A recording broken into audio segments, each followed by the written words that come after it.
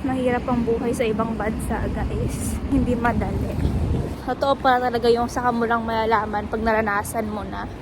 Pero may mga araw din na, alam mo yun, gusto mo nang umuwi, gusto mo nang kasama yung mga kaibigan mo, pamilya mo, dun sa Pilipinas. Alam ko ang hirap, pero sabi nga nila, there's always a rainbow after the rain. So lahat ng hirap na nararanasan natin ngayon is worth it din sa dulo.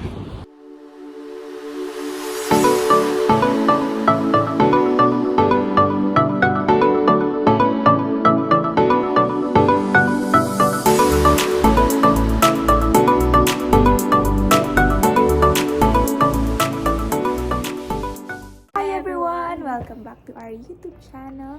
So for today's video, ito ay video na alam naman namin sa sarili namin na dapat dati pa namin siyang ginawa. Naging busy talaga kami like months ago.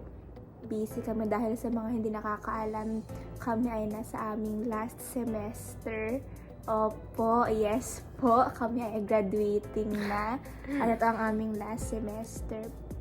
Kaya medyo parang alam mo na, medyo extra effort. Pag-isipan kasi namin na sa 3 taon naming nag-aaral dito, gusto din naman namin na makita namin kung ano ba yung naging buhay namin nung nag-aaral kami dito habang nagtatrabaho. Para i-share lang namin or kung ayaw man ninyo, para makita na lang namin sa future. So, ang gagawin namin ngayon ay a day in our life as full-time student with a part-time job. So, sa mga hindi nakakaalam, kami po ay full-time student dito at kami ay nagpa-part-time job. So, now it's currently 10:46 p.m. at parehas pa kami gumagawa ng aming mga assignment para sa aming pasok bukas sa school.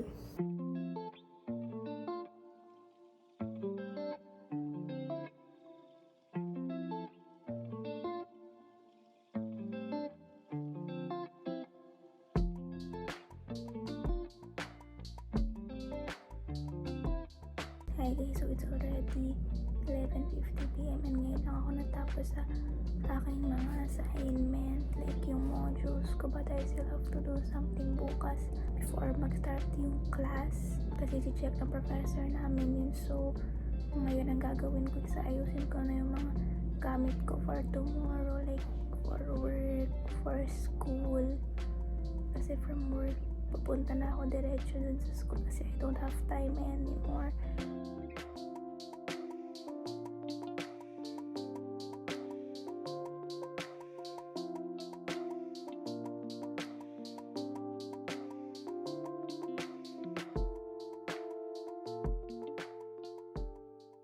So siya, gigising siya ng 4:45 a.m. para sa school niya. And ako naman ay gigising ako ng 3:30 a.m. para sa aking work. So samahan nyo kami ngayon sa vlog na to para makita kung ano ba talaga ang ginagawa namin. Paano namin pinagsasabay ang aming pag-aaral at ang aming trabaho. So let's go! So it's currently 12:08 a.m. now at ako ay matutulog na dahil igising pa ako ng 3:30 a.m. mamaya. So si Eunice ay tulog na. Dito siya natutulog sa sala because siya ay may sakit like ubo at sipon lately. So ayun, samahan nyo kami bukas sa aming trip. Papunta sa school, papunta sa work. See you! Hi guys, so now it's currently 3:40 a.m. Antok na antok pa pero kailangan kong pumasok. So kaya ngayon ako ay maliligo na, then kakain, then papasok na ako. He is going to bring you through this brokenness. Who receives this word like if it's for you? He's going to bring you through this brokenness. I'm going to be better after I was broken. I'm going to be better after they fired me. I'm going to learn things from this failed relationship. And when God resets me, the God of resurrection is going to call me forth into a glorious future for the praise of his name, because I'm growing to become.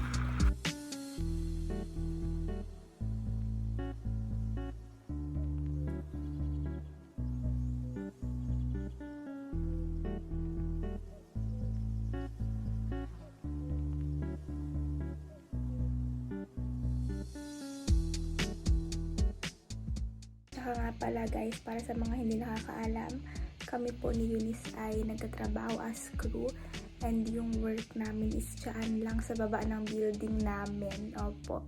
Kaya para sa amin, ito ay very convenient, lalo na kapag winter, ganon, kasi sobrang lamig. So, hindi na namin kailangan bumiyahe, pababa na lang kami ng building namin. Tapos, yun na yun.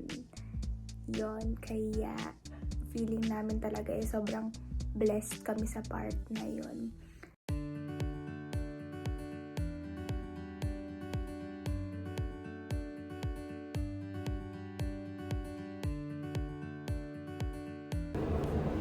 Ayan, and the last thing is ang ating name tag.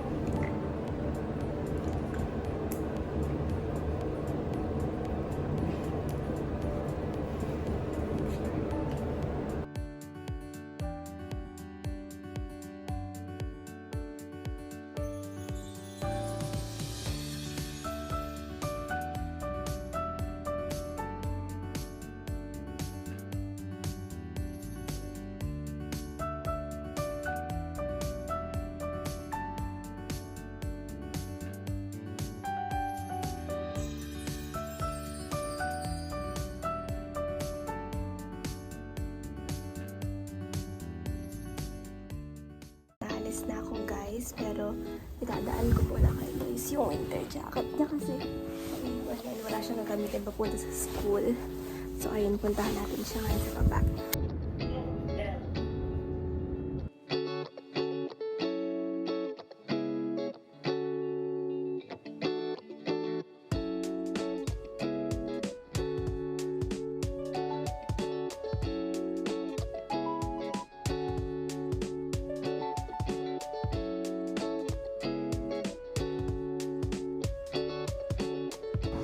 So, dito kami nagkatrabaho guys. Nagsusnow pa nga.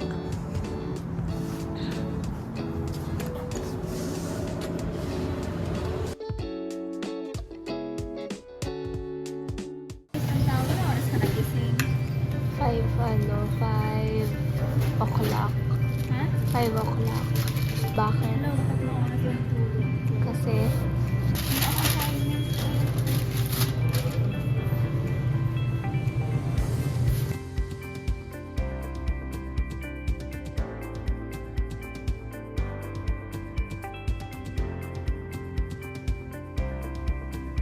Pizza on toasted with butter?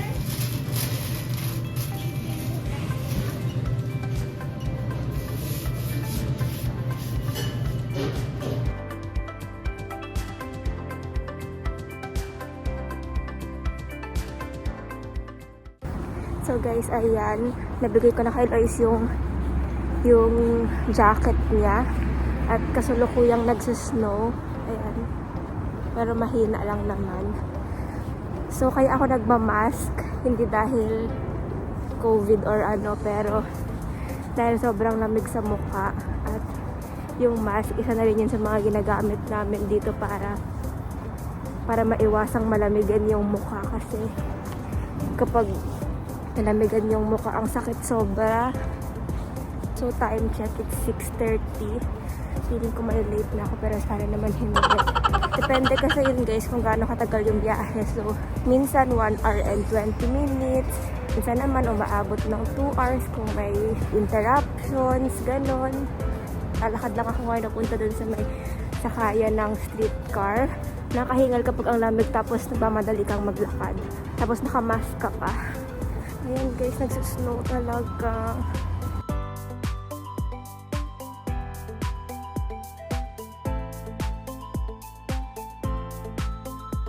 So, andito na ako ngayon sa may sakayan ng streetcar. Alam ba yung snow pa sa pilik mata ko.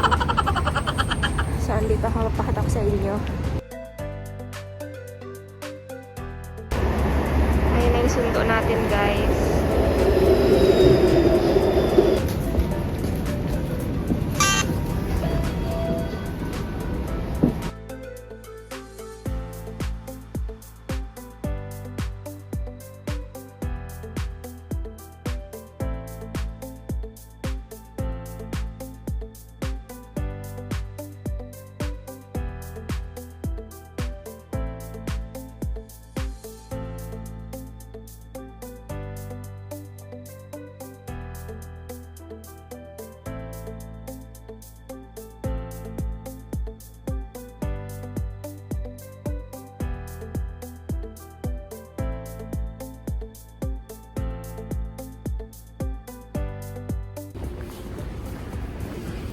Magsuslo ko na naman guys. Malapit na. So, dito na ako ngayon sa school guys. Nag-CR lang ako. Di ako nakapag-video kanina. Pero, dito na ako ngayon sa school.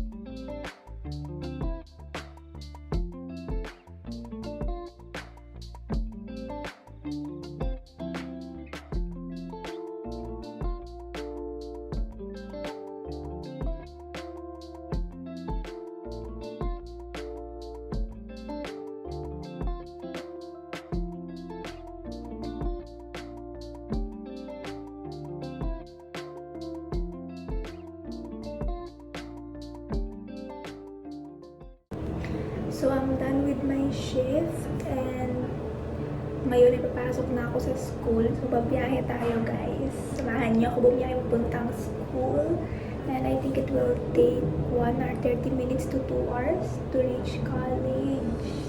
Kaya aalis na ako ngayon. Medyo basa pa yung buhok ko. Kasi natalian habang basa.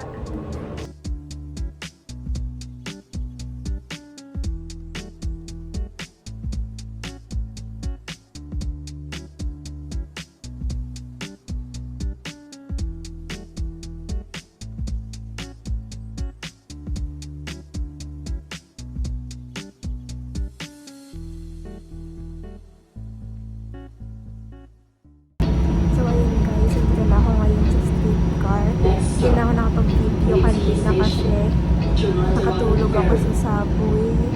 At na yung last na sakay pa uwi.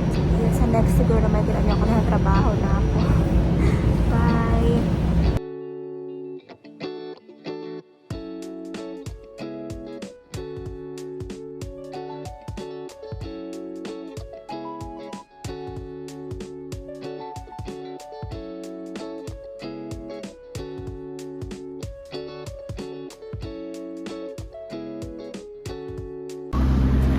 Nice!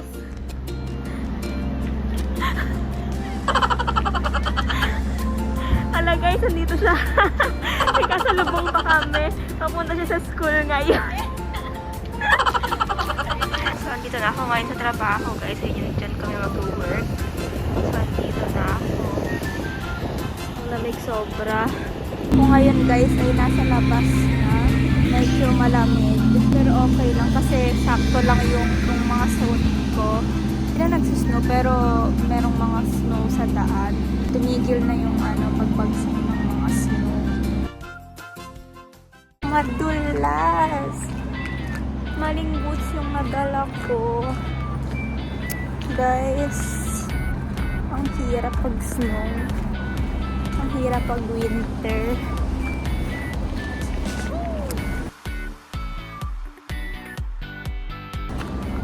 Hala! Si Eunice! OMG! Hala, nagkasalubong pa kami! Be! Oh my God! Be!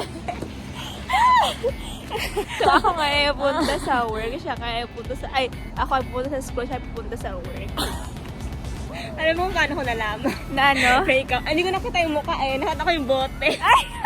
Nakita ko sa malayo. Yung bote. Ayan. Bye, Beth. Guys, gusto niyo ba ng kwento? Story time. Related sa winter. So, nakailang winter na ba kami dito? 1, 2. So, nakadalawang winter na kami kasi yung huli namin, yung last year namin is sa Pilipinas kami nag-December, nag-Pasko. Ay, hindi, pangatlo na pala kasi January, bumalik din naman kami dito. So, ayun na nga. Story time. Maraming beses guys, ang sarap ng sumuko. Charot! Pero seryoso, like, nakakapagod naman kasi talaga. Punta ka sa school, lamig-lamig, lalakad ka lang. Tapos may mga snow pa, tapos ang bigat-bigat pa ng ng mga dala mo yung laptop mo, ganun. Minsan napaisip ako, ano kaya ang buhay ko sa Pilipinas na lang kami nag-college? Siyempre, ibang-iba, diba? Like, siguro hindi ganito kahirap. Pero alam mo yun, yung kapag like may pangarap ka, ganun. Ay, siyempre, tiisin mo lahat ng hirap para sa pangarap mo. Kahit sobrang hirap. Ay, nagdrama! Pero kidding aside, mahirap ang buhay sa ibang bansa, guys. Hindi madali. Akala ng iba na masaya kami, ganon. Parang problema, lahat ng gusto mo nakukuha mo. Pero behind all of those saya, nandun yung hirap. Probably hindi lang nakikita ng ibang tao kasi hindi namin pinapakita. Pero may mga araw din na, alam mo yun, gusto mo nang umuwi, gusto mo nang kasama yung mga kaibigan mo, pamilya mo, dun sa Pilipinas. Pero yung feeling. Dati, nung nasa Pilipinas pa kami, akala ko madali lang ang buhay sa ibang bansa. Totoo pa talaga yung saka mo lang malalaman pag naranasan mo na. Kaya sa mga katulad ko na international student din, alam ko ang hirap. Pero sabi nga nila, there's always a rainbow after the rain. So, lahat ng hirap na nararanasan natin ngayon is worth it din sa dulo. Yun lang, yun ang story time ko. Ay, nag-story time. Kaya sa lahat ng mga estudyante, nagtatrabaho sa ibang bansa, iba mga OFW, mga international student na kagaya ko, mga nagtatrabaho, ganun. Saludo rin ako sa inyo. Kasi alam ko lahat naman tayo nahihirapan. Lahat tayo may kanya-kanyang storya. And of course, syempre, kahit yung mga sa Pilipinas lang din na nagtatrabaho din, di ba? Pinagsasabay yung trabaho tsaka aral. Hindi rin madali yun. Kaya saludo rin ako sa inyo. Saludo ako sa lahat, to be honest. Lahat ng taong kahit hirap na, hindi pa rin sumusuko para sa pangarap. Kakakwento ko, nakarating na ako sa pupunta na ako sa waiting shed. O lalakad na ako, tatawid. Ayun sila guys, oh.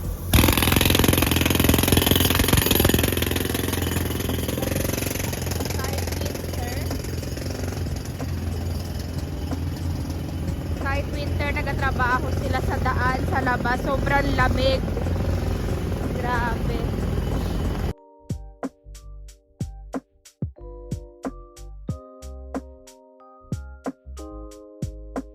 Ito na ako sa loob ng dito.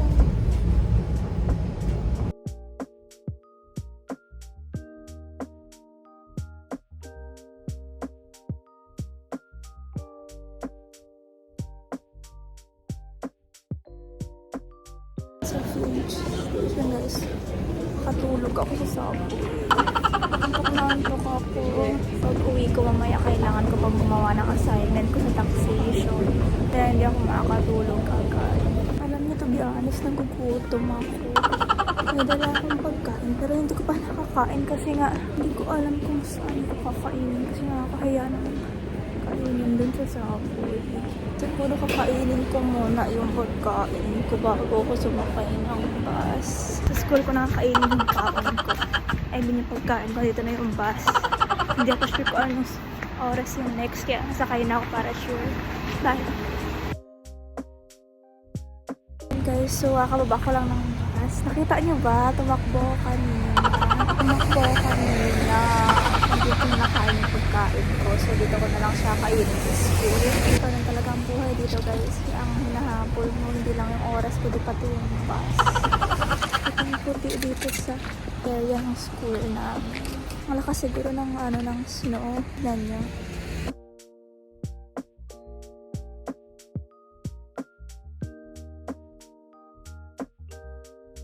So, ang klase ko is 2:25. Wala pa atang 2 or 2 na. Hindi ko sure. Kakainin ko lang mabilis yung pagkain ko. Tapos punta na ako sa klase. Kasi yung subject ko ngayon, it's yung subject na bawal malate. Smile pa rin dapat.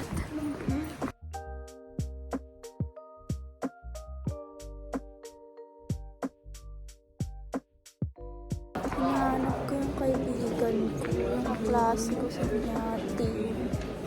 Kasi sabay kami papasok.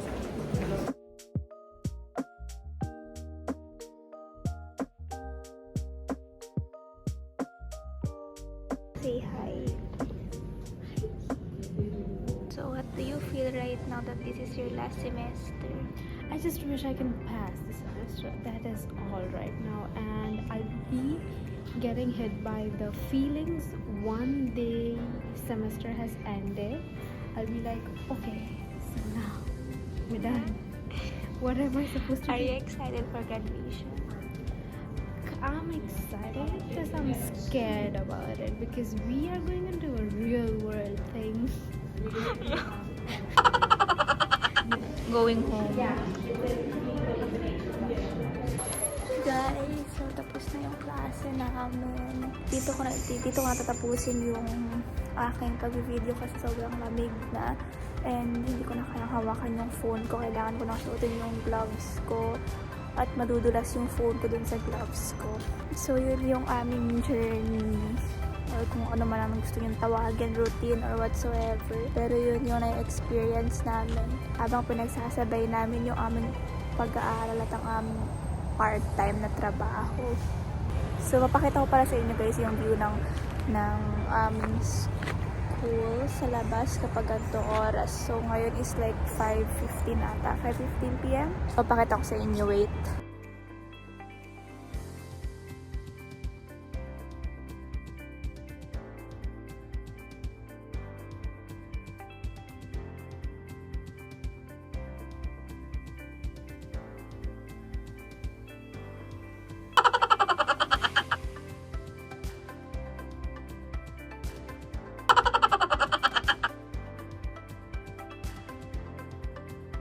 Hi guys! It's currently 7:37 p.m. Nakauwi na ako ng bahay at ngayon ay gumagawa ko ng assignment namin sa taxation. Kaya hindi pa ako pwedeng matulog.